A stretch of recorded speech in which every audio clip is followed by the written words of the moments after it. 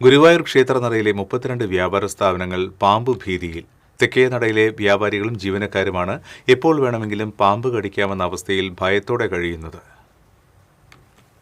ക്ഷേത്രത്തിൽ നിന്നുള്ള മാലിന്യങ്ങൾ കുന്നുകൂട്ടിയിട്ടിരിക്കുന്ന സ്ഥലത്തു നിന്നാണ് വിഷപ്പാമ്പുകൾ ഉൾപ്പെടെയുള്ളവ വ്യാപാര സ്ഥാപനങ്ങളിലേക്ക് നിരന്തരമായി എത്തുന്നത്.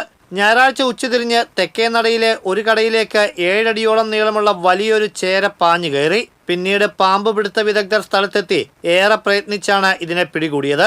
പാമ്പ് ശല്യം കാരണം ദിവസം മുഴുവൻ കടയുടെ പുറത്തു നിൽക്കേണ്ട അവസ്ഥ ഉണ്ടായിട്ടുണ്ടെന്ന് വ്യാപാരികൾ പറയുന്നു. ഞങ്ങളുടെ ഗുരുവായൂർ ദേവസ്ഥത്തിന്റെ ഭാഗത്തുള്ള തെക്കേനടയില് ഇടയ്ക്ക് പാമ്പ് വരാറുണ്ട്. ഞങ്ങളുടെ കടകളിലേക്കും കയറിയിട്ടുണ്ട്. ഇപ്പോൾ വലിയൊരു ചേരനെ ഇവിടെ നിന്ന് കൊണ്ടുപോയിട്ടുണ്ട്. ജീവൻ പണയം വെച്ചാണ് ജീവനക്കാർ ഇവിടെ ജോലി ചെയ്യുന്നത്. ക്ഷേത്രത്തിൽ നിന്നുള്ള കരി, ആനകളുടെ തീറ്റയുടെ അവശിഷ്ടങ്ങൾ, മറ്റ് ജൈവ അജൈവ മാലിന്യങ്ങൾ എന്നിവ കൃത്യമായി സംസ്കരിക്കാതെ തെക്കേനടയിൽ കുന്നുകൂട്ടിയിട്ടിരിക്കുകയാണ്.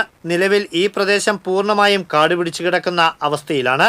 ഇതാണ് പാമ്പുകൾ താവളമാക്കാൻ കാരണം. ഈ ഭാഗത്തെ കാടുകൾ വെട്ടിത്തെളിച്ച് മാലിന്യങ്ങൾ എത്രയും പെട്ടെന്ന് നീക്കം ചെയ്യാൻ അധികൃതർ അടിയന്തര നടപടി സ്വീകരിക്കണമെന്ന് ഭക്തരും വ്യാപാരികളും ആവശ്യപ്പെടുന്നു. TCV ഗുരുവായൂർ.